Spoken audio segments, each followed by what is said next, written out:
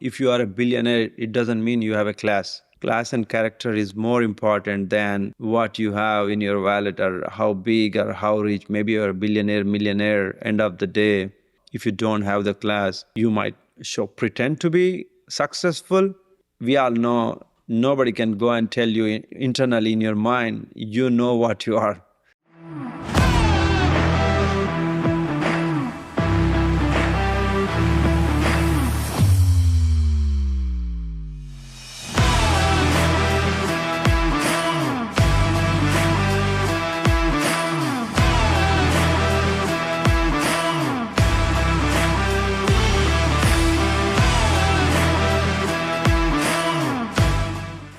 Hey everyone, welcome back to the Harder Working Money podcast, where we talk to executives and entrepreneurs and business managers about how to make the money that they're making work harder for them. So our guest today is Vikram Jangam, and he owned a tech company, and now he's transitioned into some other investments. And we definitely wanted to talk to him because he's got an awesome backstory and things that he's accomplishing nowadays. Welcome on the podcast, Vic. Thank you. Thank you, Brian. Thank you for having me. No problem. I want to talk about, first of all, about the company you started in 1999 called Sriven Systems. And I looked it up a little bit last night, and it's an Inc. 5000 company. You had clients like Delta, Citigroup, FedEx, E-Trade, like big names. And I just wanted to kind of get the backstory, like how did you start that? Who was your first client? What got you started, and how did you get to end up working with clients like that? Yeah, thank you. Thank you, Brian. Thank you for having me. Firstly, I would like to start. I'm electronic and communication engineer. I graduated from India, Gulbarga University. And then when I came here, I came on a work visa as a programmer. Then I tried to do my master's, but I did not finish it. But I thought that's not really needed because I was from the childhood, my dream was always to become an employer. I'm not a good employee. So what happened? I worked as a programmer. I was working from 98. Since I entered US, I was working even back in India. I was working as a programmer. But I was always referring people, friends, and anyone who was looking for jobs referred to my employers and other employers.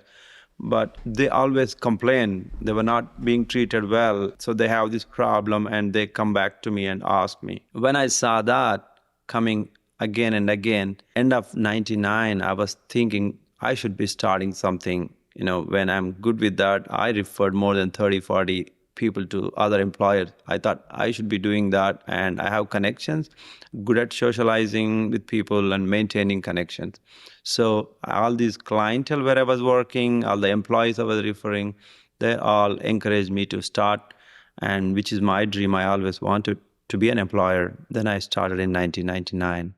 What exactly does Sriven Systems do? I honestly checked out the website and I can't tell, are you guys programmers? Do you connect staff with people? Like what exactly does that company do? To give you a background, we are an IT staffing and services company. So when I started in 99, so my goal was to find employment to all these employees who are looking for jobs. And with my connections where I was working, I was able to get them onto job boards and get onto the projects. So then that way they started referring their friends and family. That's how, I started growing more with service oriented from referrals. And when I started 99, I just started with ground zero and it just went with referral. By 2001, we were almost close to 90 employees. I'm getting pretty good referrals from all the clientele and employees. And it did start pretty good. But then again, in 2001, after September 11th, so, I have a bad memories because that day, I was in New York. My office was also in New York, in Manhattan. I was in 36th Street and 6th Avenue. So I used to go, but that day, it's my routine now to check the NY1 before I go to the office. So I was looking at NY1 and I saw this thing and it was a complete shocker because we used to go. That's pretty common going onto World Trade Center. Any friends and family comes to visit us, we used to take them. But that day changed everything, not only to the world, Even personally, like my business started like going really from 90 to we went almost like a two employees by end of 2001. My next question was going to be, was it a rough start? And that's definitely a, a rough a rough change. Do you have a lot of government contracts, or do you place a lot of people in the government, or is it all just private companies? I do mostly like I did a lot on financial side. I used to work with the Wells Fargo, Bank of America, and First Financials. A lot of financial clients, and that did take a big hit in. And then one after other was losing a lot. But my biggest strength is my wife Sarita. So we both were like really completely down and we don't know what to do at that point. Then we ended up working as hard jobs. So I went and worked at like an electrical company for $9, $10 per hour. My wife, she did work at a perfume stores for $7 per hour. And we worked for like 3 months and then we figured out this is not what we are meant to do. And but we wanted all along, we wanted to learn the business and do something different than what we can. That's the whole idea of doing something. But then we decided, let's not do this. Let's come up with something else. And then I did several others. In the transition, I started a cell phone store and then I had these vending machine companies. But I didn't find any success in any of those. Then the key, what me and my wife, we know are like IT, then we figured out we need to go back to our roots and start doing that and put our time. We were like spending n number of hours on it, day and night, no weekend. We were just working. There's somebody, a friend of mine, all of a sudden called me and he said he's looking for a job and he need help. And we thought this is an opportunity where I need to go back and start looking. And that's when I went to the client OCI in Chicago. They were very happy in taking that resource, and they gave me an option to like fill more, like five more, and then I was able to like do that. So that's when I started kicking back again, and we never really turned back. And we went all the way to 600, 700 employees at a point, and we did extremely well. And we realized we cannot depend on one. So do these employees work for you, and then they're contracted out to these different companies, or you're a connector and you place them as an employee in that company? These are all like Yeah. W-2 full-time employee of ours, but they go on work at our clientele. Like, if I win a project with some clientele, like, I used to work with the state of Minnesota, worked with State Farm Insurance, Starbucks. I used to work for NPD, Blackstone Financials. So I used to work for various clientele based on their needs. Then we send our employees and they work at the client location and we take care of their W-2 insurances. They're technically our full-time employees, but work for our clientele. Got it. Okay. That makes sense. Okay. So Yeah. that's an amazing little story that I didn't know about you. Going back to working seven, Yeah. $9 an hour, and then vending Yeah. machines and a cell phone store, and then coming back to what you know the best. So Yeah. what was the moment you knew that it was going to work that second time? Yes, sir. Second time, like we were at some point after looking everything, we were a little, back down, a little kind of a depressed after the September 11th. We got demotivated, but then we realized we need to focus on what's our strength and put more time. So we don't have kids by then. Even my bedroom is my office, and we were like working late night. We get an email, we used to jump on, respond right away. Literally every email we used to, respond. Me and my wife were like celebrate small thing. Even a reply from a client, we used to celebrate. So then we thought we will get it because we were every mail we are chasing. We never left a mail Awesome. Yeah, it's unturned. funny. And then we, one after other, everyone started. Like, I'm a big believer in God. So I feel there is something testing time and I have to pass that. And when I saw one of the friend came back, one of my high school friend came back for reference, I thought this is the message God want to send me. And then it just like triple, multiple, and just spread over one after other with the references. we know something is going to happen. So when I was like, I always, nobody believes it, but my wife and me, when we are walking in the Queens, New York, when we see a building, my wife is like, one day we should own that building. We used to think one day we should need that apartment building. We don't even have an apartment by then. We were living in an apartment. We were living in a small house, but we were thinking one day we should like work hard. We need to get that kind of a building. That's the thing we need to do. We feel good, like, because we were strong partners and we were able to like get through hard times. And That's great. You had a partner and someone that your wife to work with. You're going at it alone. That's nice to hear. So you got it up and going. You guys found success.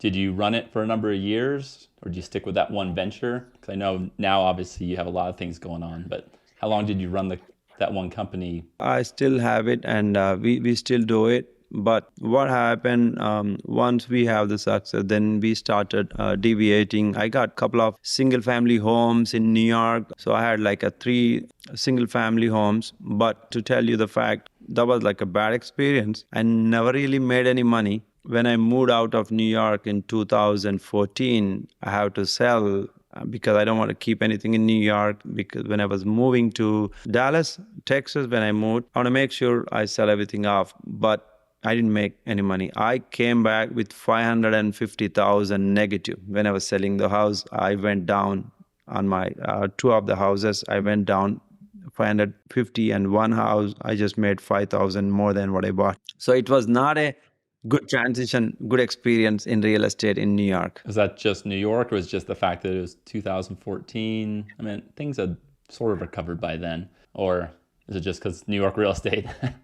Yeah, it's a bit of both. I got first house I got in 2004. That was still a peak time, and then second one I got in 2005, still a peak time, and in 2007 I got the house where we were living for almost 8 years. That was like peakest time, and then after 2008, New York market hit really bad, and then I didn't see a growth in the house market the way I see in Texas. So it went down. The house, which was like at 2007, I got for 1.35 something million dollar. And when I sold in 2014, I sold it for $1 million. Yeah. So usually, like any part of the Texas, I see house only goes up. I never saw going down. But in New York, like all the 3 houses, I didn't make any money. But I have a confidence I would do better in Texas. And more than anything, like when you moved out of New York, I know I will cut down on the state taxes. That's a big thing. 10% I will save it. So at least for over 4 or 5 years, I will get all the money back, whatever I lost in the real estate. That's my gut feeling. And since my wife is also an MBA in finance, she has good sense of numbers. She's like, don't worry about the taxes. We will. Yeah. So after 15 years in New York, you end up moving there. Like, what was that? What was the reason? Was it just monetary, just better economy and more?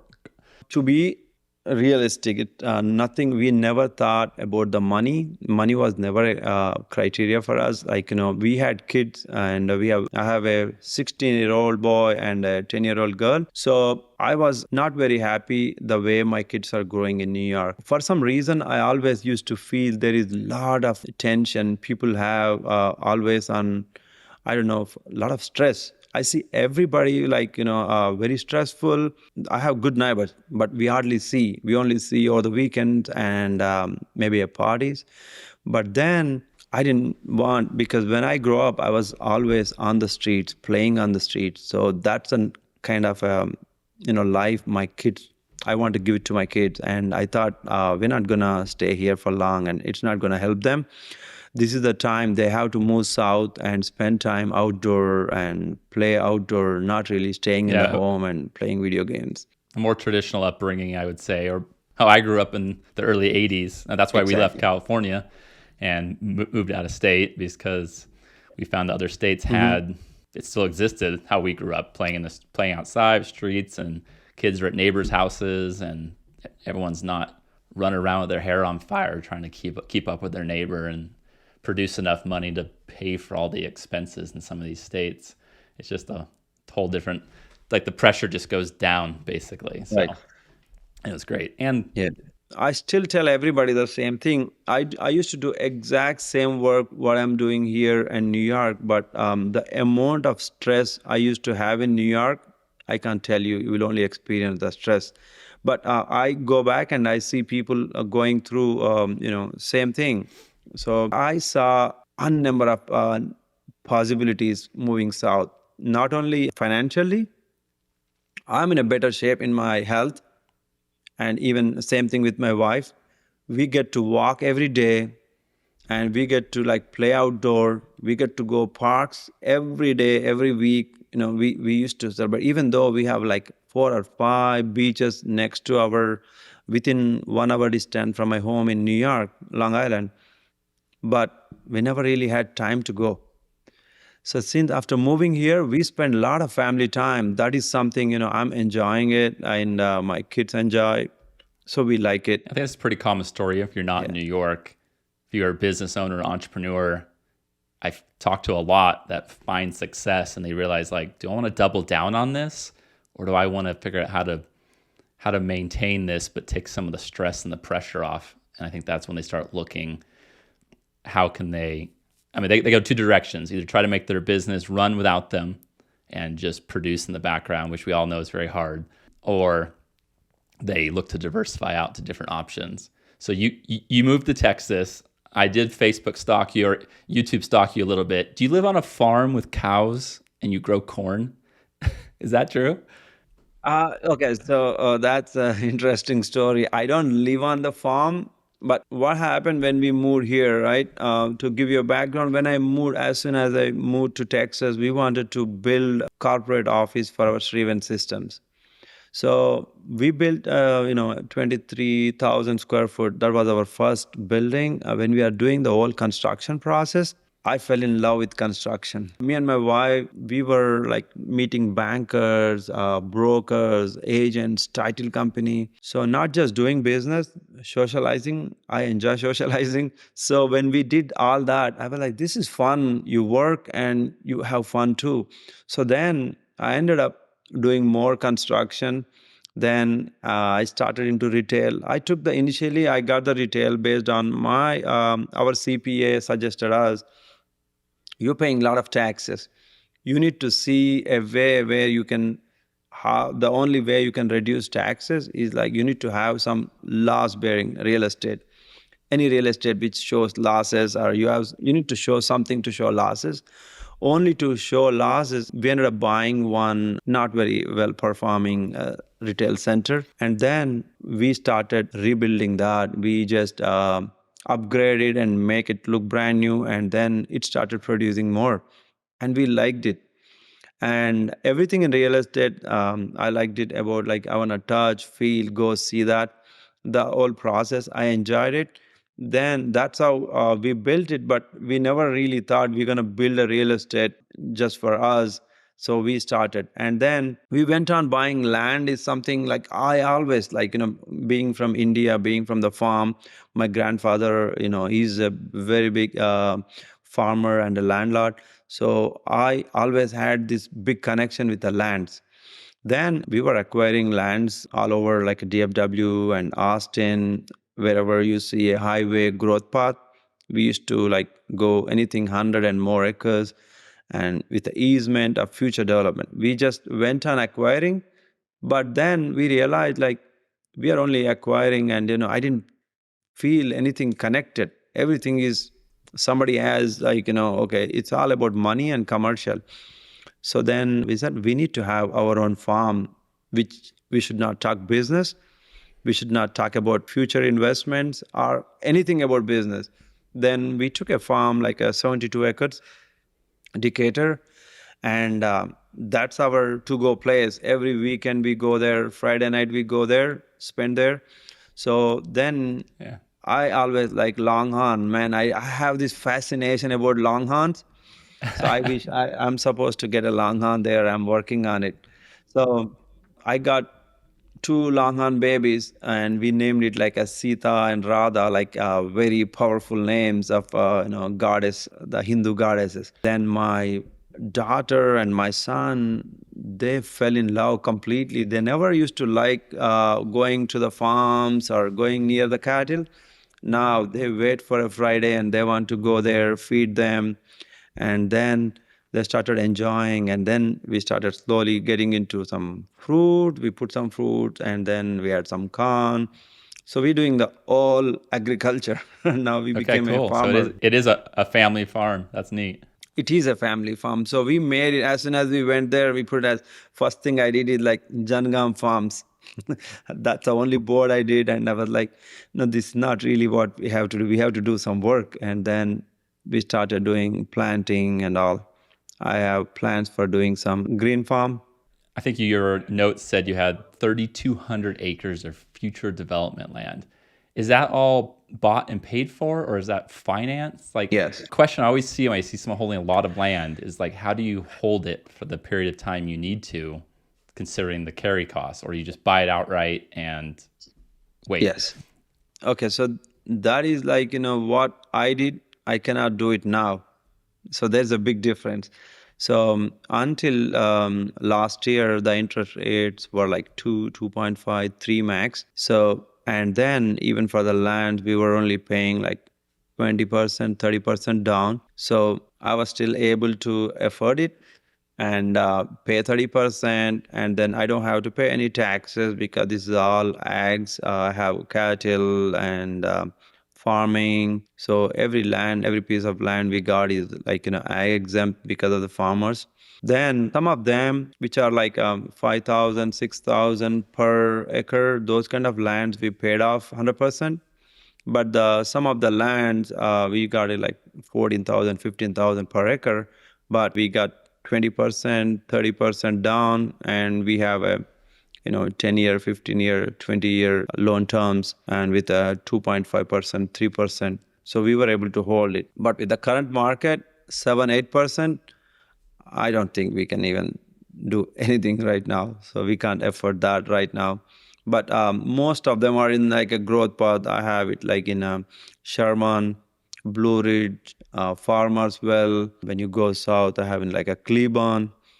So these are all like a really future growth path where you can see highways leading to either Austin or going to the Sherman area or even going to Houston. So my criteria for the land is like access to the highways and how far is the utilities and how soon, what is the hold period? Can we hold for like 5 years and then flip it? What could be? So, land like if you can hold, that's the best thing because none of the investment gives the returns what land gives. So then we enjoyed, we liked Yeah, it, the process. land deals are definitely a longer play, but you see the multiples that they get if they pick the right spot and just wait. It's impressive, and Yeah, those are more reasonable per acre costs. In my head, I still have California per acre costs, and I always look around when I true, used to live there, like, how does anyone hold true, this true, long? I mean, true, there's some developers that will hold it 15 plus years, and obviously it was cheaper when they bought it, but they're buying it now still. They were, yeah, so that's always true. interesting. Okay, so that makes sense. That's awesome. Okay, I had to jump in here real quick. I hope you're loving this interview as much as I am. To get all our content and stay up to date, make sure you follow us on social media under Brian_O'Neill_investor on Facebook and Instagram. And also remember to follow this podcast if you're listening to an audio. And if you're on YouTube watching the video, make sure you subscribe to this channel. Okay, back to the interview. So you moved out to Texas. You moved out for family reasons. Yeah. You had your company. We didn't discuss, was it just your CPA saying, hey, you need to buy a commercial building to reduce your taxes? That's what got you into real estate? Or was it, I need to place money? Like, what was it? Was it just the CPA or was it something else? No, the first thing, it's all passion and, the love towards real estate. Because when we built our first building, as I said, when we moved, first thing what I did is like, build the office building for our company, Sriven. So then we only occupied 30% of it and then 70% we leased it. So we saw pretty good income in that, almost close to 500,000 we were making on the building and like amazing. Then I was like, Yeah, do this again. Why can't we like do more of this? Then we like went on getting onto the more land and started developing offices, retail. So that's how we started with commercial and retail. But the land is something I don't know, for some reason, I had this struck in my head, like even while growing up, I always wanted to be an employer, hold at least 1,000 acres of land. That was like in my mind. So I said, like, so let's do it. That's a reason I went. Is like nobody has told me to go for land, but I wanted that. But then it went on beyond, and like I started like enjoying the fruits of it too. Like not just as a passion. The transition from land to multifamily is also because of the land. So one of the land in Farmers Will we got for like a 24,000 per acre, 123 acres. These are on a highway 380. And then all of a sudden, we never had an interest of selling. And like there is a neighbor who was like calling us again and again, like, oh, are you interested in selling? Like I told, yeah, I'm going to sell it for 65,000. He said, are you sure? And he sent me an offer and with a DocuSign, and my wife was not happy. She's not happy signing that, and I went ahead and signed it. He deposited the money. I'm trying to tell because my wife was not happy. I was trying to come out of the contract. I told him, "Can I come out of the contract? I can pay you back." He's like, "No." Why wasn't she happy? I mean, that's triple what you paid for it, right? Close to. Yeah, but it's more than if it's like a 20% down. Imagine like it's not even it's almost 15, 20 times the money. So she's like, no, because there are utilities coming right there. It's going to be 90. But I can't go back. I already signed it. Then she was very upset for 2 days. Like, how do you sign? How could be like that? So we got utilities right there and we should be getting 90 for that. Then I was like, I need to do something to make her happy. Like, for the money, there were like almost 3.8 million Yeah. we made. That's only like a 9 months. Oh my God, like we pay a lot of taxes for that. I was not sure how do I make it. Then I was like doing research everywhere, trying to find out what could be done. How do I not pay taxes and legally and make money out of it? Then I was looking all the options, Googling, calling friends, and somebody told me either buy a hotel or a multifamily. But then I was looking for hotels. Then hotels are like every day you have to do service. It's like a restaurant, so you can't keep up every day, and that's too much pain. Then I was thinking, okay, I should go for a multifamily. And then I have zero knowledge about multifamily. I have absolutely nothing, no idea how that runs. But then I went on to talking to some people, and these guys are like, man, there's a lot of pain in multifamily. You can't do it. So you have to deal with so many people, and then they don't even give it to you. So you need to have a previous experience. Everybody is like trying to put me down, and they say it's not possible. Then I went to Al Silva, the guy from Marcus Milchap, and he's like, hey, Al, I don't have an experience, but I have experience in commercial, I have experience in retail, and I have experience in land development. I have experience pretty much everything other than multifamily. And I want to pay, and I don't know about LPGP, all this. So I want to pay, I have this money, I want to put down payment, and I will take this. This guy, he said, I'm going to get you something and you don't need any experience. You could do it with your experience. So there are a lot of people, they show experience but they don't really have a real experience of what you did, so you will be able to manage pretty easy.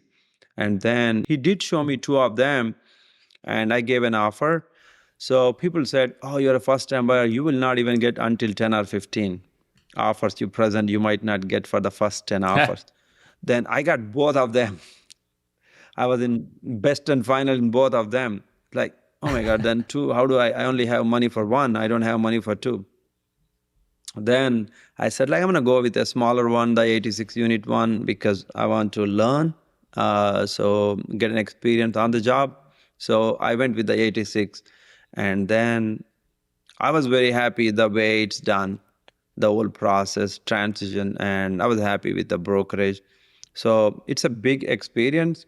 So people go for training, do all that. But for me, it's like me and my wife, we were like training On the job, we were talking to our management company, looking at it. We go every month, talk to the manager, talk to the the super or maintenance guys. So we were like, because we have a prior experience with the managing our commercial properties, our own management company, it helped us in the transition. Yeah. I mean, experience as a business owner with employees, you built buildings, you're buying land. Multifamily is just a slight deviation from that. So it's not like you're coming out of a W 2 job trying to go buy a Yes, multi-million dollar yes, sir. building and run it. So that's for sure. So I assume you went and you moved into Yes, syndications that at is some so point, true. not using your own money and bring other people in. Yes. The first one, I got 100% myself, and the second one, I met a friend, Johnson. He's from Canada, and he said, "I have this deal in Atlanta. Are you interested?" Because I'm interested. The reason being, I want to like because I sold the land that year, I want to like more depreciation. So I invested over $1 million there to take the depreciation for the year, and then after that, then I did a LP like more than 1,000 units. So I invested in some of the Brad's deal and some other friends' deals. So after this, then I thought I need to start 100% myself. That because I was not ready until then. I want to see how the LP runs with the different. How do they give the returns? What kind of returns they give? Keep the promise. What is their email? What is their transactions? How do they communicate with the investors? How do they manage? I want to know as a GP and as a LP. So that's the reason I invested close to 1,000 units. I did as a LPGP, and then I was talking to all these brokers. So I always meet brokers. So for either lunch, dinner, whatever. So I try to make time to go meet them. So when I got it from CBRE, like this is a off-market deal, an amazing deal. 3.2% in this market is amazing. You can't beat it. And on top of that, when what he did is like 8 years fixed for 3.2, and then it's 100% occupied and Irving. So as soon as I saw that, I was ready. Then all I was looking is not really like syndicating, looking for partners. I want somebody who can work on it. So who has the, time and can spend time on it. So I saw some of the people having like a GP, like 10 different GPs. But my question was, how do you put time? How do you put your effort on 10 properties at the same time? So I want somebody who could dedicate their time. So I was looking for then, Johnson is a guy, he's working as a bank loan processor. He knows the numbers thoroughly. And then Aman, Aman Singh is the other friend of mine, met and in the bus tour. So he is very eager to learn and know about. He's good at analyzing Brad sheet. He uses Mark sheet. He's different analyzer sheets, and he does different things. And he has an experience working in the bank, working in data analytics. So he's good with the numbers. So then I got into partner with these two people, and then we started. I thought it's going to be tough because first time going and asking people to raise funds for me. All I did is like you won't believe it. I just started putting a flyer together and just boom sent on my WhatsApp. I got so many messages you won't believe it. Like a lot of my friends from New York message me. I want to invest. How do I? Then a lot of my employees from Sriven Systems, they are like I wanted to invest, and then family and all, mostly friends and family, people who are in touch. Because in the past life I was also like more into cultural organization. I was the president of a Telugu organization. So back in New York, I was the president of a New York Telugu organization, then a national Telugu organization. So I have these connections from the all these nonprofit organizations. So everyone who saw me on the Facebook, they started sending me messages. I'm interested. I want to do it. I want to invest. But we closed it. I think before a month of the closing, we were fully subscribed, and then I said like maybe I'll do it for the next time, and then so we closed. That's how I ended up being a syndication, and it was a sweet memory and sweet journey. So now I'm planning on the second one. We're almost ready. So I'm like working on some analyzing and getting onto some second deal now as a syndication. Do you think those people invested with you because they saw you had success in business or because you'd had previous ventures in commercial real estate and stuff like that you had done on your own? And then this was like the first opportunity to sort of join you. One thing I realized, people always look at your past and look at you like, what is that you did, your achievements. There are people always talk and they might have a great deal, but they go with the people who they trust.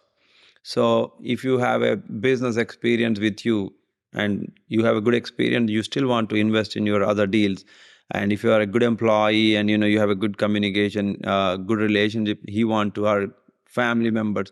People see your lifestyle, how you achieved, and what do you stand for, what are your like everything. I think they look at all those and then they jump onto, and then there are few people who are like, you think a lot of them, if you have a great deal, people will come in, but if you don't have that connection, it's hard to sell anything. Yeah, I can totally see that. I saw that you had a post that you talked about class and character in today's world that's obsessed with wealth. I thought that was an interesting post. I don't know if you remember it. Can you expand on it? Okay. What I always feel is like, class and character is something which you need to have. It doesn't come with money. If you are a billionaire, it doesn't mean you have a class.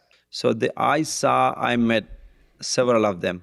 So because I am very active socially, and I was a non-profit president, and then I always go to attend. Even last month, we had a huge 15,000 member organization. They did a convention here. So we meet all these people, right? When you meet, there are people who might not be rich or who are just doing a day job and not even a great job. But when you meet them, you feel the positive vibe. And there are some people, they're uptight, and when they talk based on how you look, how you dress, and what's your uh, wallet size is, based on where you live and all that. So that's something I always realize. As a child, I always notice. So one thing I do, even though I'm not great at books, but I'm good at reading people. I see how they react to you. Let's say you just walk by, 10 people walk to the same person. See how they react. You will figure out, like, based on, you will know, even everything, everyone is unknown, but based on how they dress, they try different. And if they know somebody is living in some better houses, they react differently. So that is something always bothers me. So like, I put that message because class and character is more important than what you have in your wallet or how big or how rich. Maybe you're a billionaire, millionaire. End of the day, if you don't have the class, you might pretend to be successful. We all know nobody can go and tell you, internally in your mind, you know what you are. So they know, they will feel that. Yeah, the most profound people I think I've come across, especially part of our group, are the people that you have no idea what they're worth or not worth. And like you said, their class and character are what you see up front. They don't use their standing or their wallet or anything to demand any type of respect. They get it from the class and character. And I've been surprised. I mean, Jesse, this would be a great example. I mean, he's kind of a goofy guy, but for a billionaire, he's a pretty down to earth guy. So I like, what I liked about Jesse, same thing, I have to tell you, like, I was so impressed with Jesse. I saw several of them speakers, motivational speaker, and all of these people. But Jesse is an amazing guy. I have to tell you, he's one of the most amazing guy I have ever met. Man, he is like, look at the way he dresses, and he don't care what he is, and he talks to everybody in the same way. That's the thing I liked him. He don't know whether you're doing a multifamily, you're going to come back to him as a client, or what's your what you could do. He has no idea, like, but he still speak to everyone with the same respect and same way. So I really liked it. And since and also that's a life changing for me. Since I went to Jersey, my whole the way I behave with my son and what I teach him, what I do, is completely changed, because that's what he taught, is like, leading as an example, not by teaching them or preaching them. So that's a big eye opener for me. And I always spend time and try to do just, I want my kids to watch what I'm doing, it not really like tell them what to do. So they are grounded. The reason being, like, they see us what we do, we never brag on anything. So when we go for taking weeds out from the farm, we do everything. So, and they like it, they appreciate that. That's awesome. Well, if people want to find out more about you and your company, do you do public 506Cs or only Bs right now? So I do both, but right now we did only 506B. But we are open, and we want to the next deal. We want to do 506C. So we'll definitely do that. We are in the process of final underwriting, and we will start that pretty soon. So our website is limba.com. So we have pretty much all our information is on there, and I'm on social media, Vikram Reddy. Awesome. Well, thanks, Vic. I'll So put all that stuff in the show notes. it's all And over, but I will definitely yeah, share for with you. sure. And it was awesome having you on. It's cool to hear your backstory and learn a lot more about you. It's definitely broader than I expected. So I think the listeners will love to hear it. Thank you so much, Brian. It's really nice seeing you, and I like the way you chased your dreams and you went to Idaho and moved from California. I like that. So I'm doing in a way where I like it, same similar, just like you. So I know. Thank you so much, and it's so good to connect with you.